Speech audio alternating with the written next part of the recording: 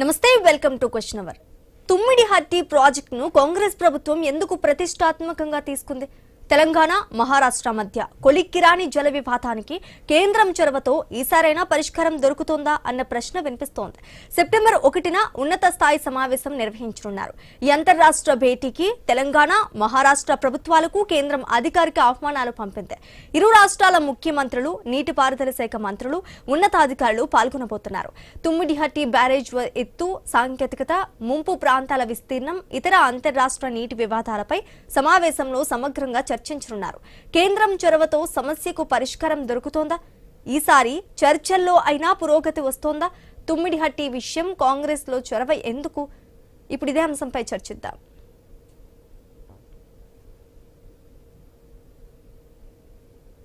ఇక ఇదే టాపిక్ పై పూర్తి డిస్కషన్ మా కొలీగ్ వంశీ అందిస్తారు. వంశీ, శ్రీజ, మీరు చెప్తున్నట్టుగా తుమ్మిడిహట్టికి సంబంధించి చిక్కుముడి అనేది దశాబ్దాలుగా కొనసాగుతుంది. ప్రాణహిత నది నీళ్ల వాడకం విషయంలో అటు మహారాష్ట్రకు ఇటు తెలంగాణకు సంబంధించి నీటి వివాదం కొనసాగుతుంది. బ్యారేజ్ ఎత్తు 152 మీటర్లు ఉంటే గ్రావిటీ ద్వారా శ్రీపాద ఎల్లంపల్లికి నీళ్లు తరలించవచ్చు అనేది తెలంగాణ ప్రభుత్వం మొదటి నుంచి చెప్తున్నమాట. కానీ 148 మీటర్లకు మించి ఎత్తు పెంచితే ఖచ్చితంగా మహారాష్ట్రలోని గడ్చిరోలి మరికొన్ని ప్రాంతాల్లో ముంపుకు గురవుతాయి. అందుకోసం 148 మీటర్ల ఎత్తుకే మహారాష్ట్ర అంగీకరించింది. కొన్ని దశాబ్దాలుగా ఈ విషయం నలుగుతుంది. రెండు రాష్ట్రాల మధ్య ఎన్నోసార్లు కేంద్రంకి ఫిర్యాదులు చేసుకున్నారు. అయినప్పటికీ ఈసారి కేంద్ర ప్రభుత్వం ఇరు రాష్ట్రాల అధికారులకు, ముఖ్యమంత్రులకు లేఖలు పంపింది. ముఖ్యమంత్రులు కూడా ఈ సమావేశానికి హాజరు కానున్నట్టుగా తెలుస్తోంది. మొత్తంగా అత్యంత ప్రతిష్టాత్మకంగా తుమ్మిడిహట్టి ప్రాజెక్టును తీసుకున్న కాంగ్రెస్ సర్కార్ ఈసారైనా ఈ చర్చల ద్వారా ఆ అంశాన్ని, అంటే ఏదైతే 152 మీటర్ల ఎత్తుకు సంబంధించి ఉందో ఆ వివాదాన్ని మహారాష్ట్రతో పరిష్కరించుకునేందుకు వడివడిగా అడుగులు వేస్తోంది. దానికి సంబంధించి ప్రణాళికలు సిద్ధం చేయాలని కూడా సీఎం నీటిపారుదల శాఖ అధికారులకు ఆదేశాలు కూడా జారీ చేసినట్టుగా అయితే ఇన్ఫర్మేషన్ అందుతుంది. అంటే ఒక ప్రాజెక్టును నిర్మించడం ద్వారా మహారాష్ట్రతో ఉన్నటువంటి ప్రాణహిత నదిని రెండు రాష్ట్రాలు షేర్ చేసుకుంటాయి. ప్రాణహిత నదిపై ఈ బ్యారేజ్ను నిర్మించబోతున్నారు. ఇక్కడ ఆ బ్యారేజ్ నిర్మాణం చేయటం ద్వారా తెలంగాణకు నీటిని అందించవచ్చు అనేది మొదటి నుంచి కూడా కాంగ్రెస్ సర్కార్ చెప్తోంది. కాంగ్రెస్ గత ప్రభుత్వ హయాంలోనూ అత్యంత ప్రతిష్టాత్మకంగా తీసుకున్న ప్రాజెక్ట్. రేవంత్ సర్కార్ అధికారంలోకి వచ్చిన తర్వాత కూడా ఈ ప్రాజెక్టుపై దృష్టి సారించారు. ఇటీవల నీటిపారుదల శాఖ మంత్రి ఉత్తమ్ కుమార్ కూడా చాలా సందర్భాల్లో ఈ అంశాన్ని ప్రస్తావించారు. అయితే మహారాష్ట్రకు వచ్చిన అభ్యంతరం ఏంటి అంటే 148 మీటర్లకు మించి ప్రాజెక్టు కడితే గడ్చిరోలి జిల్లాతో పాటు మరికొన్ని ప్రాంతాలలో ముంపుకు గురవుతాయి, మేము నష్టాన్ని ఎదుర్కోవాల్సి వస్తుంది, అందుకోసమే అంతకు మించి ఎత్తుకు పర్మిషన్ ఇవ్వద్దనేది మహారాష్ట్ర వాదన. కానీ గ్రావిటీ ద్వారా, అంటే 148 మీటర్ల ఎత్తులో బ్యారేజ్ నిర్మిస్తే గ్రావిటీ ద్వారా నీళ్లు ఇవ్వటం సాధ్యపడదు. కాబట్టి ఆ 4 మీటర్ల ఎత్తును పెంచుకోవడం ద్వారా గ్రావిటీ ద్వారా శ్రీపాద ఎల్లంపల్లికి నీళ్లను మేము తరలించుకోవచ్చు, నీళ్లను ఇచ్చుకునే అవకాశం ఉంటుంది. కాబట్టి కాస్త ఆలోచించి నిర్ణయం తీసుకోవాలి, మాకు సానుకూలంగా నిర్ణయం రావాలనేది తెలంగాణ వినిపిస్తున్న వాదన. ఈ వాదనపై ఇప్పుడు కేంద్రం ఇరు రాష్ట్ర ప్రభుత్వాలను కూర్చోబెడుతుంది. కేంద్ర ప్రభుత్వ ఆధ్వర్యంలోనే ఈ సమావేశం జరగబోతుంది. ఇరు రాష్ట్రాల నీటిపారుదల శాఖ ఉన్నతాధికారులతో పాటు ముఖ్యమంత్రులు కూడా ఈ సమావేశానికి హాజరు కాబోతున్నారు. ఇంతకు ముందు కూడా చాలా సందర్భాల్లో ఈ అంశం చర్చకు వచ్చినా ఇప్పుడు కేంద్ర ప్రభుత్వ చొరవతో ఈ సమస్య పరిష్కారం అవ్వబోతుందా? కేంద్రం ఎటువంటి సూచనలు చేయబోతుంది? తెలంగాణ వినిపిస్తున్న వాదనలకు మహారాష్ట్ర ఓకే చెప్తుందా? మహారాష్ట్ర డిమాండ్ల వైపు కేంద్రం మొగ్గు చూపుతుందా? మహారాష్ట్రలో అటు భారతీయ జనతా పార్టీ సర్కార్ కొలువు తీరింది. ఇక్కడున్న భారతీయ జనతా పార్టీ నేతలు కూడా, భారతీయ జనతా పార్టీ ఎంపీలు కూడా ఈ ప్రాజెక్టుపై మాట్లాడాలి, అటు దేవేంద్ర ఫడ్నవీస్ తో అని చాలా సందర్భాల్లో సీఎం రేవంత్ రెడ్డి చెప్పారు.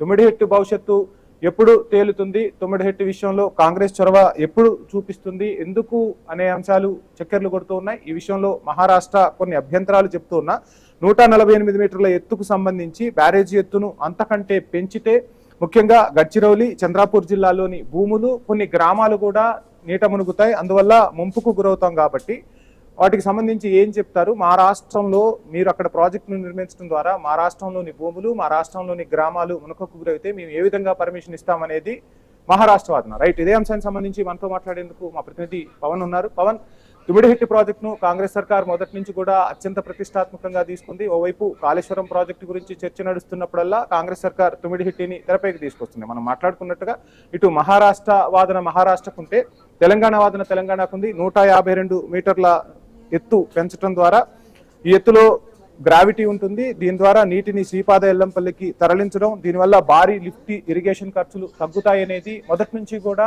కాంగ్రెస్ చెప్తోంది. కానీ దీనికి మహారాష్ట్ర ఒప్పుకునే సూచనలు ఉన్నాయంటారా? అందులోనూ ఇప్పుడు కేంద్ర ప్రభుత్వ చొరవతో రెండు ప్రభుత్వాలు ముఖ్యమంత్రులు కూడా ఈ సమావేశంలో భాగస్వామ్యం కాబోతున్నారు కాబట్టి ఎటువంటి అవకాశాలు ఉండొచ్చు? తెలంగాణకు న్యాయం జరిగే వరకు పోరాడతామని స్వయంగా ముఖ్యమంత్రి చెప్తూ ఉన్నారు. ఏం జరగబోతున్నారు?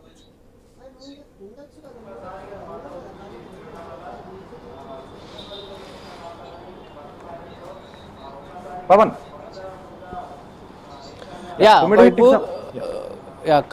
ఇంకా తెలంగాణలో నీళ్ల చుట్టే రాజకీయం తిరుగుతున్న అంశాలు అయితే మనకు క్లియర్ కట్గా కనిపిస్తున్నాయి. ముఖ్యంగా తెలంగాణ తీసుకొచ్చుకోవడానికి గల కారణం నీళ్లు, నియామకాలు, నిధులు.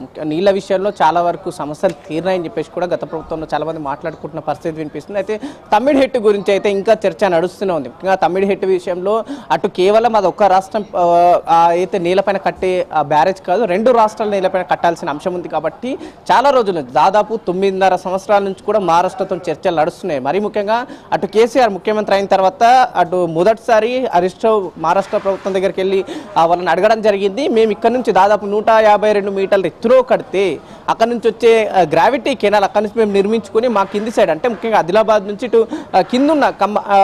కిందున్న ఏరియాల వరకు అంటే అలంపూర్, జోగులాంబ జిల్లా వరకు కూడా మేము ఆ నీళ్ళు అందించగలుగుతామని చెప్పేసి కూడా ఒక ప్రతిపాదనతో మహారాష్ట్ర ప్రభుత్వం దగ్గరికి హరీష్ రావు వెళ్ళడం జరిగింది. హరీష్ రావు తను శాయశక్తులా ప్రయత్నించినట్టు కూడా చాలా సందర్భాలు హరీష్ రావు చెప్తూ వస్తున్నాయి. అంటే మహారాష్ట్ర విషయంలో అంటే రెండు రాష్ట్రాలని ఇక్కడ మా రాష్ట్రం ఎండిపోతుంది, మా రాష్ట్రం ఇప్పటికే కరువు ప్రాంతంగా ఉంది, మీరు కాస్త సహాయం చేస్తే మేము మా రాష్ట్రం అంటే కిందున్న జిల్లాలు బాగుపడితే రైతులు బాగుపడతారు, ముఖ్యంగా తాగునీరు సాగునీరుకి ఎటువంటి ఇబ్బంది ఉన్న అంశాన్ని కూడా హరీష్ రావు ఒకవైపు చెప్పడం జరిగింది. దాదాపు 4 రోజులు కూడా మహారాష్ట్ర ప్రభుత్వం చర్చించిన తర్వాత ఇక అక్కడ సఫలం కాకపోవడంతో కేసీఆర్ రంగంలోకి దిగడం జరిగింది. కేసీఆర్ రంగంలోకి దిగిన తర్వాత ముఖ్యంగా తన బర్త్డే సందర్భంగా కూడా అంటే తన జన్మదిన వేడుకల్ని కూడా వదులుకొని మహారాష్ట్ర ప్రభుత్వం దగ్గరికి వెళ్ళి అక్కడ కేసీఆర్ ప్రతిపాదన పెట్టడం జరిగింది. అయితే కేసీఆర్ ప్రతిపాదన పెట్టినప్పుడు కూడా చాలా వాదాలు వినిపించాయి. అయితే మహారాష్ట్ర చెప్తున్న వాదన ఒక్కసారి మనం చూసుకుంటే ఒకవేళ 152 ఎత్తులో కడితే మీరు అన్నట్టు అంటే తెలంగాణ రాష్ట్రం అడిగినట్టు 152 ఎత్తులో ఈ తమ్మిడిహెట్టి ప్రాజెక్ట్ కడితే కిందున్న గ్రామాలు అంటే అక్కడ ఉన్న రాష్ట్రంలో ఉన్న గడ్చిరోలి, చందాపూర్ జిల్లాలకు సంబంధించిన భూములు అలాగే గ్రామాలు కూడా ముంపునకు గురవుతాయి, మా రాష్ట్రానికి సంబంధించిన ప్రజలు ఇబ్బంది పడతారనే అంశాన్ని కూడా మహారాష్ట్ర ప్రభుత్వం ఒకవైపు చెప్పడం జరిగింది. అయితే అక్కడ నుంచి మహారాష్ట్ర ప్రభుత్వం చెప్పిన నుంచి దీనికి ఆల్టర్నేట్ ఏం చేయాలి, తుమ్మిడిహెట్టి నుంచి నీళ్లు మనం రావాలి, ఇక్కడ కింద ఉన్న అంటే తెలంగాణ సాధించుకున్న నీళ్ల విషయంలో ఖచ్చితంగా మనం ఒక ప్రతిపాదన తీసుకురావాలి, ప్రజలకు భరోసా కల్పించాలి, సొంత రాష్ట్రం సాధించుకున్న మన పాలన మన చేతిలో ఉంది, ఏ విధంగా ప్రజలకు నీళ్ళు అందించాలన్న విషయంతో కూడా కేసీఆర్ ప్రభుత్వం ఇటు మరోవైపు చూడడం జరిగింది. అంటే ఇప్పుడున్న కాంగ్రెస్ పార్టీ ఒకవైపు విమర్శిస్తూ వస్తుంది తమ్మిడిహెట్టు దగ్గర ఆల్మోస్ట్ గతంలో అటు వైఎస్ రాజశేఖర్ రెడ్డి ఉన్నప్పుడు ఆ విషయాన్ని ప్రతిపాదించడం జరిగింది. మీరు కావాలని కాంగ్రెస్ పార్టీకి పేరు వస్తుందనే అంశాన్ని పక్కన పెట్టి మీరు కాళేశ్వరం ఆ విషయాన్ని ఎత్తుకున్న అంశాన్ని కూడా కాంగ్రెస్ పార్టీ ఒకవైపు విమర్శించే ప్రయత్నం చేస్తుంది. కానీ ఇక్కడ రియాలిటీగా జరిగే విషయము తెలంగాణ రాష్ట్రానికి సంబంధించిన ప్రాజెక్టు కాదు, ఇది పక్క మహారాష్ట్ర సంబంధించిన ప్రాజెక్టు.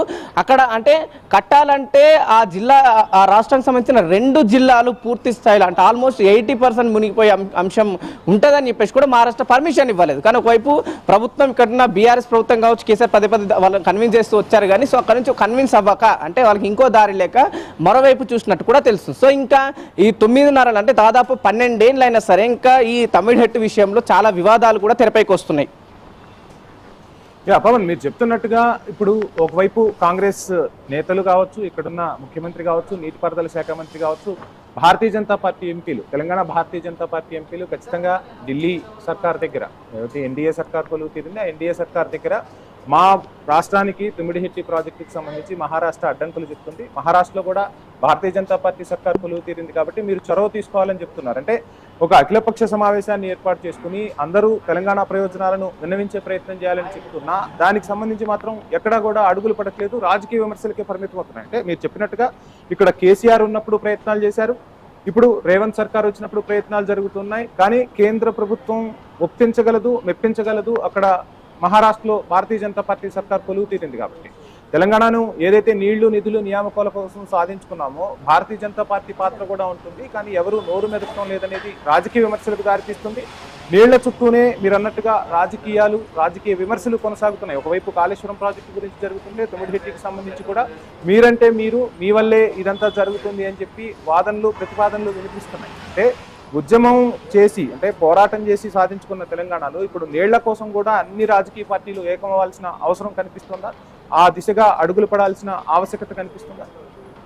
మీరు అన్నట్టు నిజంగానే తెలంగాణ ఉద్యమం మొదలైందే నీళ్ల విషయం. ఉత్తర తెలంగాణ పూర్తి స్థాయిలో ఎండిపోతుంది. అంటే తలపైన పారుతున్న గోదావరి కూడా తెలంగాణకు రాలేకపోతున్న అంశానికి కూడా మొట్టమొదటి అంశంగా మనం మాట్లాడుకోవచ్చు. అంటే గోదావరి ఉన్నా సరే కానీ తెలంగాణ ప్రజలకు నీరు అందట్లేదు. అంటే ఆదిలాబాద్ పై నుంచి నీరు వెళ్తుంది కానీ మన తెలంగాణకు ఎందుకు నీరు అందట్లేదు, వృధాగా కిందికి వెళ్ళిపోతున్న అంశాన్ని ముందే పసిగట్టడం జరిగింది. ఆ పసిగట్టిన దాంట్లో నుంచి తెలంగాణ ఉద్యమం ప్రధానంగా మొదలైందని చెప్పేసి కూడా మాట్లాడుకోవచ్చు. సరే, తెలంగాణ ఉద్యమ క్రమంలో కాంగ్రెస్ పార్టీ అక్కడ యూపీఏ అధికారంలో ఉన్న సందర్భంలో రకరకాల అంశాలు తెరపైకి వచ్చినాయి. ఇక్కడ ప్రాజెక్ట్ కడితే ఇంకో అంశాలు తెరపైకి వచ్చే అంశం కనిపిస్తానే ఒకవైపు కాంగ్రెస్ పార్టీ ఆలోచించింది. కానీ ఇక్కడ బీఆర్ఎస్ పార్టీ అధికారంలోకి వచ్చిన తర్వాత, అంటే మొట్టమొదటిసారి టీఆర్ఎస్ పార్టీ తెలంగాణలో అధికారంలోకి వచ్చిన తర్వాత 2014లో అధికారం ఫామ్ చేసిన 3 నెలలకే మా తెలంగాణకి ఏ విధంగా అన్యాయం జరుగుతుందని ఒకవైపు బీఆర్ఎస్ పార్టీ చెప్తూ వచ్చింది. కానీ ఇక్కడ బీజేపీ నేత, అంటే 2 సార్లు మహారాష్ట్రలో బీజేపీ ప్రభుత్వం ఉన్నా సరే కొంతవరకు పార్టీ ఇంటర్నల్ గా చర్చ జరుగుతున్న విషయాన్ని అయితే మనం ఒకసారి గుర్తుంచుకోవచ్చు. అంటే ఒకవేళ ఏ ప్రభుత్వంలో ఇక్కడ తెలంగాణలో కాంగ్రెస్ ఆర్ టీఆర్ఎస్ ఉన్నప్పుడు మనం నీళ్లు కానీ లేకపోతే ఆ ప్రాజెక్ట్కి అనుమతిస్తే ఆ క్రెడిట్ అటు వెళ్ళే అవకాశం ఉందని మేబీ బీజేపీ నాయకులు ఆలోచిస్తులేమో అనే అంశం కూడా ఒకవైపు కనిపిస్తుంది. మళ్ళీ బీజేపీ అధికారంలోకి వస్తే ఖచ్చితంగా తమ్మిడిహెడ్ దగ్గర ప్రాజెక్ట్ కడతాం, అక్కడ నుంచి మళ్ళీ గ్రావిటీ కెనాల్ ద్వారా శ్రీపాద ఎల్లంపల్లికి కంటిన్యూ, అంటే కింది ఉత్తర తెలంగాణకు కరువు లేకుండా చూస్తామన్న అంశమే బీజేపీ ఇస్తుందేమో అనే క్వశ్చన్ మార్క్స్ కూడా ఒకవైపు రేజ్ అవుతున్నాయి. అంటే మొత్తానికైతే రాజకీయంగా తిరుగుతుంది. అంటే ఎవరి స్ట్రాటజీస్ వాళ్ళు వాడుతున్నట్టు కూడా కనిపిస్తుంది. ముఖ్యంగా కాంగ్రెస్ బీజేపీలో ఈ వైఖరి స్పష్టంగా కనిపిస్తుంది. ఎందుకంటే మహారాష్ట్రలో బీజేపీ అధికారంలో ఉంది, తెలంగాణలో కూడా బీజేపీకి అధికారం ఇస్తే అక్కడ తుమ్మిడిహెట్టు దగ్గర ఎక్కడ కూడా ఎలాంటి ప్రాబ్లం లేకుండా మహారాష్ట్ర ప్రభుత్వాన్ని ఒప్పించి, ఒకవేళ ఇక్కడ ఒప్పుకోకపోతే నరేంద్ర మోదీ దగ్గరికి వెళ్ళి కేంద్ర ప్రభుత్వం దగ్గర వెళ్ళి పర్మిషన్స్ తీసుకొని, అంటే ఎందుకంటే 2 ప్రభుత్వాలు ఇక్కడ ఒకళ్ళు వస్తే, అంటే తెలంగాణలో బీజేపీ వస్తే మహారాష్ట్రలో బీజేపీ ఉంది కాబట్టి 2 ఒకటే పార్టీకి సంబంధించిన ప్రభుత్వాలు కాబట్టి తొందరగా ఒప్పుకునే అవకాశం ఉంటే ఇక్కడ బీజేపీ కూడా అధికారంలోకి వచ్చే ఛాన్స్ ఉంటే స్ట్రాటజీ వాడుతుండొచ్చేమో అనే క్వశ్చన్ మార్క్స్ కూడా కనిపిస్తున్నాయి. సో రాజకీయ ఇక్కడున్న బీజేపీ నాయకులు మాత్రం అటు సైడ్ ఆలోచించి ఉంటే మాత్రం ఈ చర్చలకు వాళ్ళు సహకరించకపోతున్న విషయాలు అయితే తెలుస్తుంది. కానీ ఒకవేళ తెలంగాణ స్వచ్ఛంగా ఉండాలి, తెలంగాణలో కరువు ఉండకూడదని ఆలోచిస్తే మాత్రం అటు అయితే కేంద్ర ప్రభుత్వం దాదాపు 8 మంది ఎంపీలు 2 కేంద్ర మంత్రులు ఉన్న తెలంగాణ నుంచి ఎందుకు ఈ ప్రతిపాదన తీసుకురావట్లేరు అనే అంశం అయితే కనిపిస్తుంది. రైట్ పవన్, మాట్లాడదాం ఈ అంశం గురించి మాట్లాడదాం.